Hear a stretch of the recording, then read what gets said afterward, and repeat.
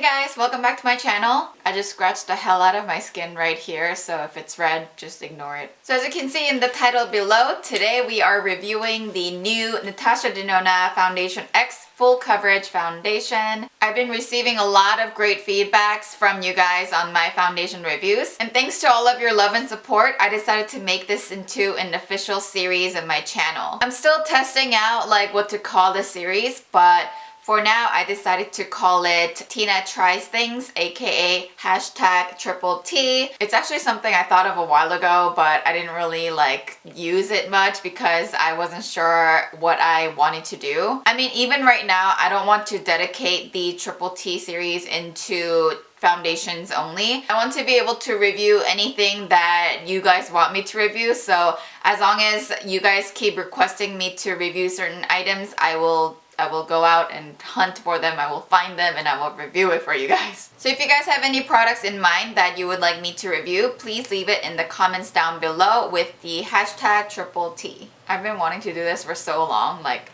hashtag Triple T. Anyways, moving on to the foundation review. So this is my very first Natasha Denona product ever. I don't own anything from Natasha Denona, so I'm really excited to try this foundation. I've heard a lot of great things about her eyeshadows, and I think she has like a highlighter out now, which I haven't gotten my hands on yet, but if this review goes well, I'm gonna go out and hunt for her other items to try because I've heard great things. Alright, so let's read some claims about this foundation. First of all, it actually says that it's a full coverage foundation on the bottle itself. So this foundation is good for all skin types, and it is a long-lasting full coverage radiant foundation that doesn't set into fine lines and leaves the skin with a naturally radiant, flawless skin. It's formulated to support anti-aging, which is very nice and surprising.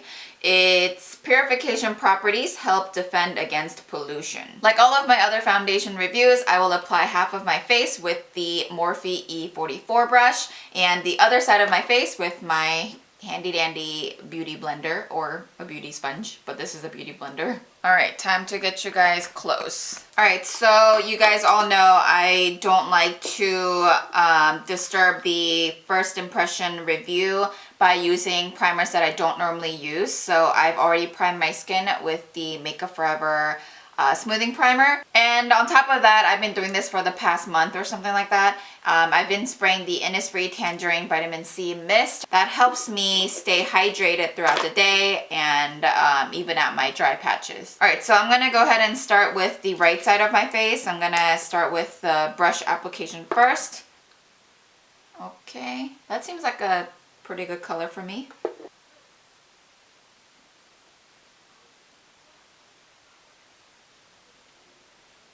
Ooh, it has a scent.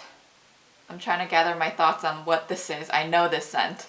Okay, honestly, why does every foundation smell like baby powder to me? I used the Cinema Secrets makeup brush cleaner, and maybe that mixed with other foundations make it smell like baby powder. Alright, so that went on pretty quickly. It blended pretty nicely and fast. It is definitely not full coverage. I'd say this is like a medium coverage, if anything. It's actually clinging on to all of my dry patches right now, like right here. I don't know if you guys can see, but on my cheeks, it's like accentuating all of my dry patches. That's not good. Alright, I'm kind of questioning this foundation already, but let's try and build it up right here where I need some more coverage.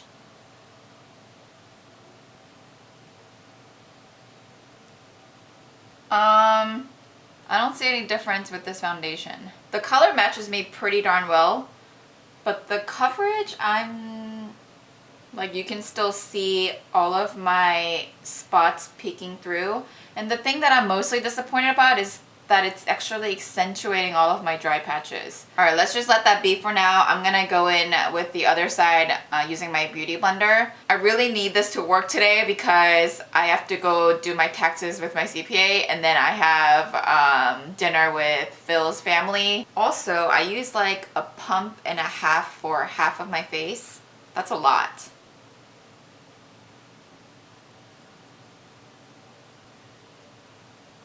So it definitely gave like less coverage, obviously. I'd say this is like sheer to medium coverage, but it did apply a lot better than the brush side, and it actually feels like there's nothing on my face. So I honestly don't know where in this foundation is full coverage, because this don't look like my Dermacool foundation. Alright, I'm gonna apply a second layer to see if it's buildable, and I actually like how the Beauty Blender applied, although it ate up like half of the product.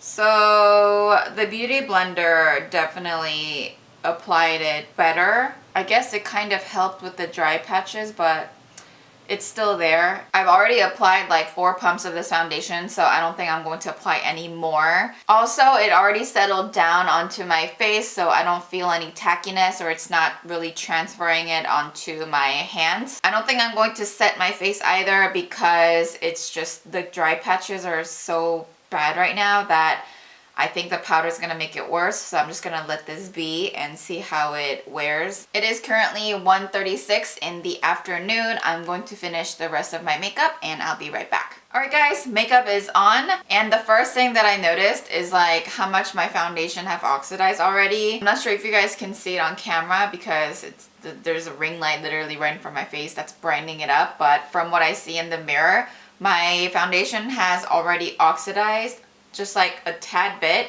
and I'm seeing like different color patches. Like I see some pink undertone spots and then some yellow undertone spots. So on my face right now, it's like super simple. I've been really into like no liner and simple springy kind of makeup. For eyes, I am literally wearing just one eyeshadow, and it's from the Stila Eyes Are the Window palette, and I'm wearing that shade right there. For mascara, I usually like to wear 2 different mascaras for my top and bottom, and on the top, I'm still loving the Stila All Day waterproof mascara, and on the bottom, I really like the little sample size or travel size. This is the YSL mascara, and it just says mascara volume effect in Fossils.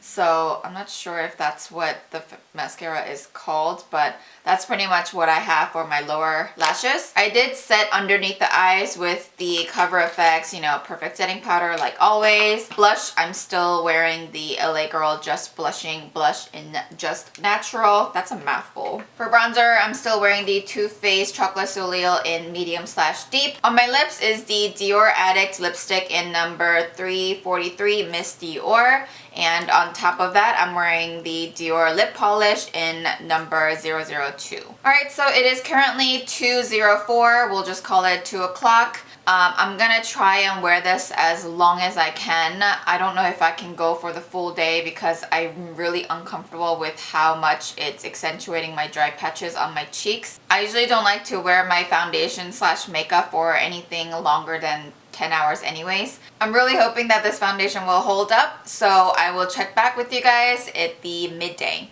Alright guys, this is my first check-in of the day. It is currently 6 o'clock in the afternoon. I'll have to catch my breath. I like rushed in the car. So I've worn this foundation for 4 hours. Right before I came out, I redid my eyes. I just added eyeliner and some darker eyeshadows on the outer corner. First of all, let me just tell you what Phil said as soon as I got in the car. What did you say? Why is your face so dark? He asked why my face was so dark. Yeah, the neck is different color. Yeah, that's what I'm saying. Yeah, so the sides of my nose is looking a bit cakey, like right around here. And then my T-zone, like you can even see it here. It's already super oily, and my foundation and my skin usually never gets that oily within the 4-hour mark. That's definitely not good. I'm really not looking forward to wearing this foundation for another 4 or 5 hours. We'll just see how this goes. I'll check back with you guys at the end of the day. I need some chapstick. Lips are dying. Alright guys, I am finally back for my checkup. It is currently 11:06. Pretty much worn this foundation for 9 hours. Wow. I honestly wasn't trying to wear this foundation for that long, but it just happened. Let me just start out by saying I had a long day. It's currently tax season.